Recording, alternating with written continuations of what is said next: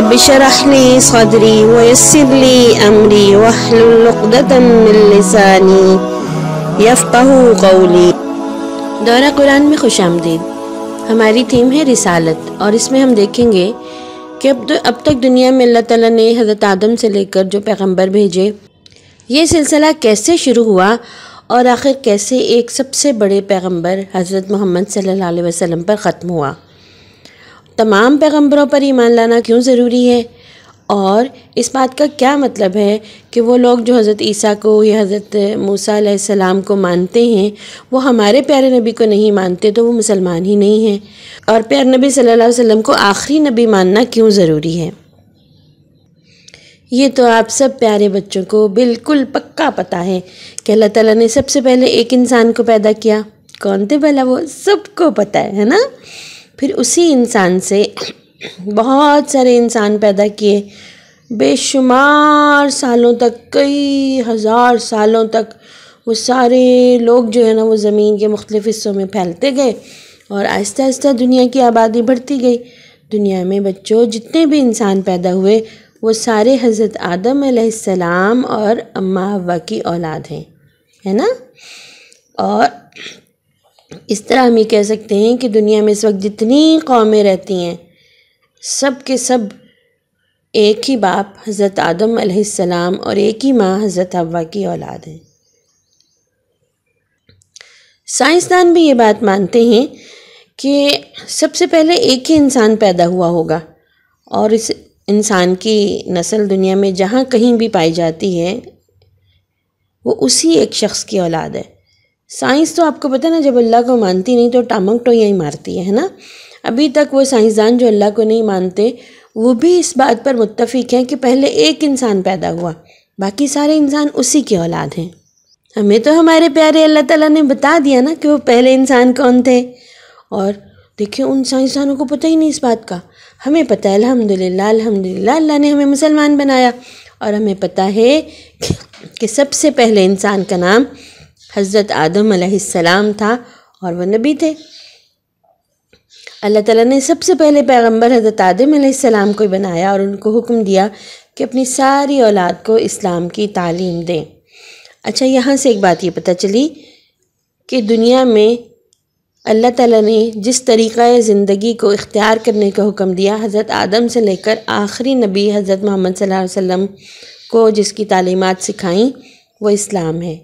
ہر نبی اسلام ہی کی دعوت لے کر اس دنیا میں آئے اور انہوں نے اسلام ہی کی دعوت دی، اور اسلام کی دعوت کیا ہے کہ اس دنیا کا اور ہم سب کا خدا ایک ہے، صرف اسی کی بندگی کرنی ہے، اسی کی بات ماننی ہے، اسی کی مرضی کے مطابق زندگی گزارنی ہے، اسی کے آگے سر جھکانا ہے، اسی سے مدد مانگنی ہے، اسی کی کہنے کے مطابق دنیا میں نیکی اور انصاف کو پھیلانے کا کام کرنا ہے۔ اگر ایسا کریں گے تو اچھا انعام ملے گا، جنت، ہے نا۔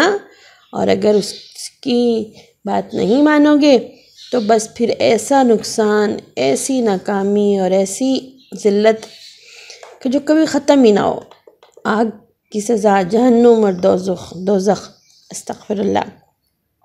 اللہ تعالیٰ ہمیں اچھے لوگوں میں شامل کرے، اچھے کام کرنے والا بنائے، اور ہمیں دوزخ کی آگ سے بچا لے۔ حضرت آدم کی اولاد میں جو اچھے لوگ تھے نا وہ اپنے باپ دادا کے بتائے ہوئے سیدھے راستے پر چلتے رہے، مگر جو گندے لوگ تھے، برے لوگ تھے، شیطان کے بہکاوے میں جلدی سے آ گئے۔ ان میں سے کسی نے سورج کو، کسی نے چاند اور تاروں کو پوجنا شروع کر دیا، کسی نے درختوں اور جانوروں اور دریاؤں کو اپنا خدا بنا لیا، کسی نے یہ سوچا کہ یہ ہوا، پانی، آگ، یہ جو ہے نا یہ ہمیں فائدہ بھی دیتے ہیں، اور یہ اگر ناراض ہو جائیں تو ہمیں برباد کر دیتے ہیں، تو یہ ان کے سب کے نا سب کی پوجا کرنی چاہیے۔ ان سب کو ایک خدا کی شکل دے لی تاکہ یہ ہم ان کے آگے جھکیں، ان سے دعائیں کریں، ان کی پوجا کریں، تو یہ ہم سے خوش ہو کر ہم پر مہربان ہوں۔ اس طرح بچوں بت پرستی کی بہت ساری شکلیں نکل آئیں، کئی طرح کے مذہب بن گئے۔ یہ وہ زمانہ تھا جب حضرت آدم علیہ السلام کی نسل دنیا کے مختلف حصوں میں پھیل چکی تھی۔ ہر قوم کے پاس اپنا ایک طریقہ زندگی تھا جس کو انہوں نے مذہب کا نام دے لیا۔ الگ الگ رسمیں تھیں، خدا کو بھولنے کے ساتھ ساتھ وہ اس قانون کو بھی بھول گئے جو حضرت آدم علیہ السلام نے اپنی اولاد کو سکھایا تھا۔ اب اللہ تعالیٰ نے ہر قوم کی ہدایت کے لیے دنیا کے مختلف حصوں میں پھیلے ہوئے لوگوں میں اپنے پیغمبر بھیجنے شروع کیے، اور بچوں انہوں نے لوگوں کو کون سی تعلیم دی؟ اسلام کی۔ یہ وہی تعلیم تھی جو سب سے پہلے اللہ تعالیٰ کے حکم سے حضرت آدم علیہ السلام نے اپنی اولاد کو دی تھی۔ آپ کو یہ بات سمجھ میں آ گئی ہے نا کہ ہر پیغمبر نے اپنی قوم کو اسلام کی دعوت دی۔ ہمیشہ سے اللہ نے جو ہمیں طریقہ زندگی سکھایا اس کا نام اسلام ہے۔ اب بچوں، شیطان نے ایک اور کام شروع کیا۔ دیکھیں نا، پہلے حضرت آدم علیہ السلام کو اس درخت کا پھل کھانے پہ بہکایا، پھر جب حضرت آدم علیہ السلام کے بعد ان کی اولاد کو بت پرستی پہ لگایا۔ اب جب اللہ تعالیٰ نے پیغمبر بھیجنے شروع کیے نا، تو شیطان نے نا لوگوں کے دلوں میں ڈالا کہ یہ تمہیں اپنی مرضی نہیں کرنے دیتے، یہ تمہیں پابندیاں لگاتے ہیں، یہ کیا بات ہوئی، یہ کیا بات ہوئی۔ اب کیا ہوا کہ شیطان کے پیچھے لگ کے نا لوگوں نے پیغمبروں کے ساتھ عجیب معاملہ کیا۔ پہلے ان کو تکلیفیں دی، کسی کی ہدایت، کسی کی بات ماننے سے انکار کر دیا، کسی کو اس کے وطن سے نکال دیا، اور بچوں کسی کو تو قتل کر دیا، پیغمبر کو۔ اور اکثر پیغمبروں کو لوگوں نے ان کی بات نہیں مانی۔ کبھی کبھار تو ایسا ہوا کہ بہت لمبا عرصہ دین سکھانے کے بعد صرف 4 یا 5 لوگ جو نبی پر ایمان لائے۔ لیکن اللہ کے پیارے نبی، انہوں نے اپنا کام نہیں چھوڑا۔ جس نبی کو اللہ نے جس قوم میں بھیجا تھا، انہوں نے مسلسل اپنا کام کیا اور اسلام سکھایا۔ آپ کو پتہ نا، حضرت نوح علیہ السلام نے 950 سال تک اپنی قوم کو تبلیغ کی، انہیں دین سکھایا، لیکن ان میں سے بہت کم لوگ ایمان لائے۔ اس کے بعد گمراہی نے ایک اور شکل اختیار کی۔ پیغمبروں کی وفات کے بعد ان کی قوموں نے ان کی بتائی ہوئی باتوں کو بدل ڈالا۔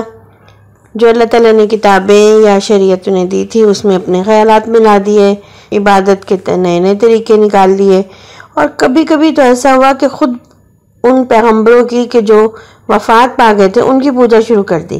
اپنے پیغمبر کو خدا کا اوتار بنا دیا، کسی نے اپنے پیغمبر کو خدا کا بیٹا کہا، نعوذ باللہ نعوذ باللہ۔ کیسے شیطان کے پیچھے لگے کہ جو پیغمبر انہیں اللہ کی توحید کی دعوت دینے آئے تھے اور انہیں یہ سکھایا تھا کہ اللہ کی خدائی میں کسی کو شریک نہیں کرنا، انہیں کی قوموں نے انہیں کو بت بنا لیا، انہیں کو خدا کی خدائی میں شریک کر دیا، اور پھر جو شریعت اللہ تعالیٰ نے پیغمبروں کو دی تھی اسے طرح طرح سے بگاڑ دیا، اس کے اندر جاہلانہ رسمیں شامل کر دی، جھوٹی باتیں ڈال دیں، بہت ساری باتوں کو آپس میں خلط ملط کر دیا، اور یوں شیطان کے راستے پہ چل پڑے۔ لیکن پیارے بچوں، ہر قوم میں کچھ نہ کچھ ایسے لوگ تھے جو سیدھے راستے پر چلے، اور انہوں نے دوسروں کو بھی اس راستے سے، شیطان کے راستے سے روکنے کی کوشش کی۔ ان کے اخلاق اچھے تھے، ان کے معاملات اسلام کے مطابق تھے۔ اس طرح خدا کی دعوت کا پیغام جو ہے وہ ہر قوم میں زندہ رہا، حتیٰ کہ اللہ تعالیٰ نے اس قوم کی اگلی نسل میں پھر ایک اور نبی بھیج دیا۔ پھر ایک وقت ایسا آیا جب دنیا بھر میں، ساری دنیا میں انسان جو ہے وہ مختلف جگہوں پہ پھیلتے چلے گئے، ان کی آبادی بڑھ گئی اور مختلف ملک بن گئے، اور اس سے ایک جگہ سے دوسری جگہ آنے کا سلسلہ شروع ہوا۔ لوگ ایک علاقے سے دوسرے علاقے تک کا سفر کرتے اور آپس میں چیزوں کا لین دین کرتے، تجارت کرتے، کہ کوئی چیزیں کہیں جا کے بیچتے، اپنی چیزیں بیچتے اور دوسروں سے ان کی خریدتے۔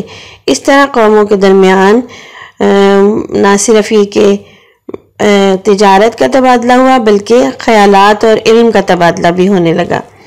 بہت بڑی بڑی سلطنتیں میں قائم ہو گئیں، جیسے روم کی سلطنت، ایران کی سلطنت اس وقت کی سپر پاورز تھیں۔ اس طرح زمانے کے بدلنے کے ساتھ ساتھ مختلف قوموں میں جو دوری پائی جاتی تھی نا، وہ بھی رفتہ رفتہ کم ہو گئی۔ پہلے دیکھیے، دنیا کے مختلف حصوں میں مختلف قومیں آباد تھیں اور ان کی طرف الگ الگ نبی آ رہے تھے۔ اب پوری دنیا کی صورتحال ایسی ہو گئی کہ آپس میں ایسے رابطے ممکن ہو گئے کہ تمام دنیا کے انسانوں کے لیے اللہ تعالیٰ ایک ہی نبی بھیجیں، اور اس وقت اللہ تعالیٰ کی طرف سے نبی کریم صلی اللہ علیہ وسلم کو نبی بنا کر مبعوث کیا گیا، بھیجا گیا۔ تمام دنیا اور تمام انسانوں اور تمام قوموں کے لیے ایک ہی پیغمبر، جن کو اللہ تعالیٰ نے عرب کی سرزمین میں پیدا کیا اور ان کو اسلام کی تعلیم اور اسلام کی شریعت دے کر، قرآن پاک دے کر اس میں خدمت پر مامور کیا کہ وہ اس قرآن کا پیغام، اللہ کی توحید کا پیغام پوری دنیا میں پھیلا دیں۔ دنیا کا نقشہ تو آپ نے دیکھا ہے نا، اب ذرا غور سے دیکھیے ایک دفعہ دوبارہ، پوری دنیا میں پیغمبری کے لیے عرب سے بہتر کوئی اور اچھی جگہ نہیں تھی۔ یہ عرب کا جو جزیرہ نما عرب جو ہے نا، یہ ملک ایشیا، براعظم ایشیا اور براعظم افریقہ کے بالکل درمیان میں ہے۔ یورپ بھی یہاں سے بہت قریب ہے۔ یہ دیکھیں پوری دنیا کو یہاں سے رابطہ رکھنے اور یہاں سے علم پھیلانے کے لیے بڑے مواقع تھے، تو اللہ تعالیٰ نے کتنی بہترین جگہ کا انتخاب کیا اپنے آخری پیغمبر کو بھیجنے کے لیے اور قرآن نازل کرنے کے لیے جس قوم میں۔ تو یہ عرب کی سرزمین کا جغرافیہ جو ہے نا، یہ اس لیے بڑا اہم ہے۔ پھر جب ہم اس زمانے کی تاریخ کو پڑھتے ہیں تو ہمیں پتہ چلتا ہے کہ نبوت کے لیے اس زمانے میں عربوں سے زیادہ اور کوئی قوم زیادہ بہتر نہیں تھی۔ دوسری بڑی بڑی قومیں اپنا زور دکھا کر بے دم ہو گئی تھی، عربی قوم جو تھی نا وہ بھی تر و تازہ تھی، تازہ دم تھی۔ تمدن کی ترقی جب ہوتی ہے نا، انسان جب بھی ترقی کرتا ہے نا تو قوموں کی عادتیں بگڑ جاتی ہیں۔ جب اللہ تعالیٰ ان کو رزق اور وسائل دیتا ہے تو وہ آہستہ آہستہ سست ہو جاتے ہیں، ان کے وہ عیش و عشرت میں پڑ جاتے ہیں، فضول کاموں میں لگ جاتے ہیں، جبکہ عربوں کے اندر کوئی ایسی چیز نہیں تھی جو انہیں آرام طلب، عیش پسند یا رذیل بنا دیتی۔ یہ وہ زمانہ تھا بچوں، 6 سینچریز، 6 صدی عیسوی۔ عرب کے لوگ جو تھے نا وہ جدید زمانے کے بری اثرات سے پاک تھے، یعنی ان کے اندر وہ تمام انسانی خوبیاں موجود تھی جو ایک قوم میں ہو سکتی ہیں۔ جو وہ بہادر تھے، بے خوف تھے، وعدے کے پابند تھے، بڑے کھلے دل کے لوگ تھے، آزاد خیال تھے، آزادی کو پسند کرتے تھے، کسی قوم کے غلام نہیں تھے، اپنی عزت پر جان دے سکتے تھے، نہایت سادہ زندگی بسر کرتے تھے اور عیش و عشرت میں نہیں پڑے ہوئے تھے۔ یہی وہ خوبیاں ہوتی ہیں جو کسی قوم کو رہنما بنانے کے لیے ضروری ہوتی ہیں۔ جو قوم سستی میں پڑ جائے، عیش و عشرت میں پڑ جائے، گانے بجانے اور اس طرح کی چیزوں میں پڑ جائے نا، وہ حکومت نہیں کر سکتی۔ آپ کو بھی پتہ ہے اس کے باوجود ان کے اندر بہت سی خرابیاں اور برائیاں تھیں۔ بھلا یہ کیوں تھی؟ اس لیے تھیں کہ کچھ 2500 سال گزر گئے تھے، تقریباً 2500 ایئرز، کہ ان کے اندر کوئی پیغمبر ہی نہیں آیا تھا، کوئی ایسا رہنما نہیں تھا، کوئی ایسا انسان نہیں تھا جو ان کا اخلاق درست کرتا، انہیں اچھی باتیں سکھاتا۔ اس کی وجہ سے ان کے اندر طرح طرح کی جہالت کی وجہ سے طرح طرح کی برائیاں بھی پائی جاتی تھیں۔ اس دور کی صورتحال ایسی تھی کہ خود وہ لوگ اپنی جہالت سے تنگ تھے، اور اللہ کی طرف سے اللہ تعالیٰ نے اس طرح کا اہتمام فرمایا کہ کوئی ایسا انسان جو انہیں راستہ دکھانے والا ہو ان کے اندر بھیج دیا جائے۔ ان کے اندر ایسی طلب موجود تھی کہ وہ اپنے آپ کو درست کر لیں گے۔ اب ذرا ایک بات اور بھی دیکھیے، عربی زبان جب ہم اس کو پڑھتے ہیں نا، اللہ نے اس کا انتخاب کیوں کیا قرآن پاک کی زبان، کہ اس کے ذریعے، عربی زبان کے ذریعے دین جو ہے وہ دیا جائے، دین مکمل کیا جائے اس زبان میں، اور پھر یہ پیغام جو اللہ کی توحید کا پیغام ہے، اللہ کی دعوت ہے، اللہ کے دین کی دعوت ہے، اسے عربی زبان میں کیوں بھیجا؟ جب ہم عربی زبان پڑھتے ہیں تو ہمیں پتہ چلتا ہے کہ اچھی باتیں کرنے کے لیے، بہت خوبصورت انداز میں اپنی بات کو پیش کرنے کے لیے، چھوٹی چھوٹی باریک باتوں کو اچھے انداز میں بیان کرنے کے لیے عربی سے زیادہ اچھی زبان کوئی اور نہیں۔ اس زبان کے مختلف جملوں میں بڑی بڑی باتیں کہی جا سکتی ہیں۔ اس زبان کے اندر ایسا زور ہے کہ بس دل میں ہی اتر جاتی ہے۔ ایسی میٹھی زبان ہے، ایسے لگتا ہے کانوں میں رس کھول دیا ہو کسی نے۔ ایسا نغمہ، ایسی لے کہ بے اختیار انسان کے دل پہ اثر کرتی ہے۔ تو قرآن پاک جیسی کتاب کے لیے ایسی ہی زبان کی ضرورت تھی۔ بس یہ اللہ کی بہت بڑی حکمت تھی کہ اس نے تمام جہان کی پیغمبری کے لیے عرب کی جگہ کو، عرب کے مقام کو، عرب کے ملک کو منتخب کیا، عربی زبان کا انتخاب کیا، اور پھر ایسے شخص کا انتخاب کیا جو انسانوں میں سے سب سے زیادہ خوبیوں والا تھا۔ پیارے نبی حضرت محمد صلی اللہ علیہ وسلم کو نبوت کے لیے چنا۔ اللہ کی حکمت دیکھیے کہ نبوت کے لیے کس شخص کو چنا؟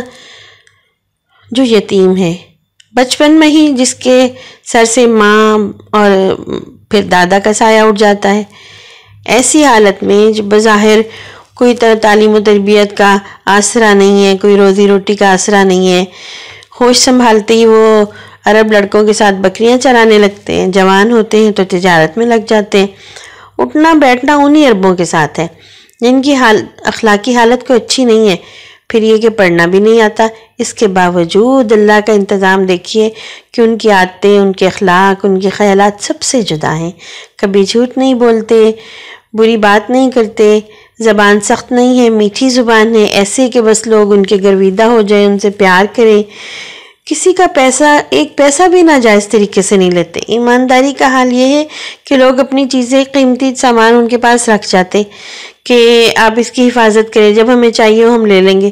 ساری قوم جو ہے نا ان کی ذہانت پر اور ان کے اوپر بھروسہ کرتی ہے، شرم و حیا والے ہیں، شائستہ ہیں۔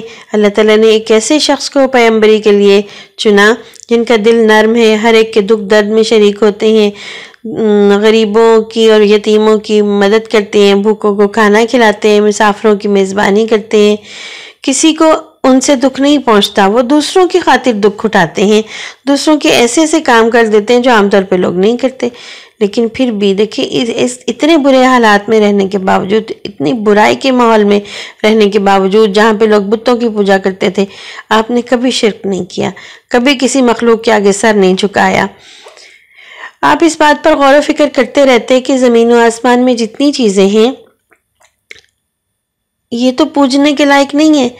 آپ کا دل کہتا تھا ایک خدا ایسا ہے جو اصل میں خدا ہونے کے قابل ہے۔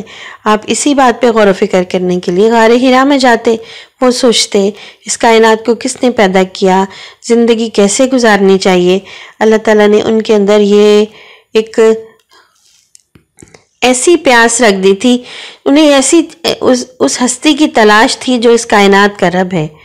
پھر پیارے بچوں، جب آپ 40 برس کے ہوئے نا تو آپ کی شخصیت ایسی پاک صاف اعلیٰ درجے کی شریفانہ اور کریمانہ اخلاق والی شخصیت تھی، آپ سے لوگ محبت کرتے تھے۔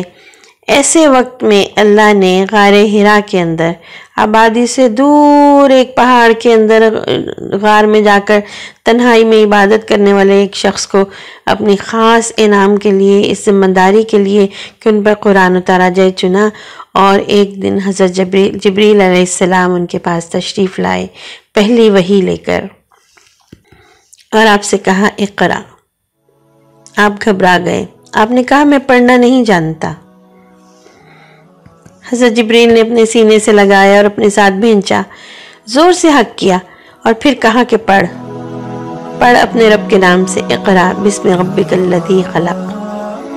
تو آج کے لیے اتنا، انشاءاللہ یہیں سے آغاز کریں گے کہ نبی کریم صلی اللہ علیہ وسلم کو جب نبوت ملی تو کس طرح کے حالات میں ملی، ان کے ساتھ کیا ہوا، کیسے قوم نے ان کے ساتھ سلوک کیا، پھر بالآخر دین کیسے غالب آیا، اور اللہ کے نبی صلی اللہ علیہ وسلم کے بعد اب ہماری کیا ذمہ داری بنتی ہے کہ ہم اسی مشن کو لے کر اٹھیں جو کام کے لیے اللہ نے انہیں اور پھر ان کی امت کو منتخب کیا تھا، وہ کام اب ہمیں کرنا ہے اور کیسے کرنا ہے انشاءاللہ ہم کل دیکھیں گے۔ السلام علیکم، اللہ حافظ۔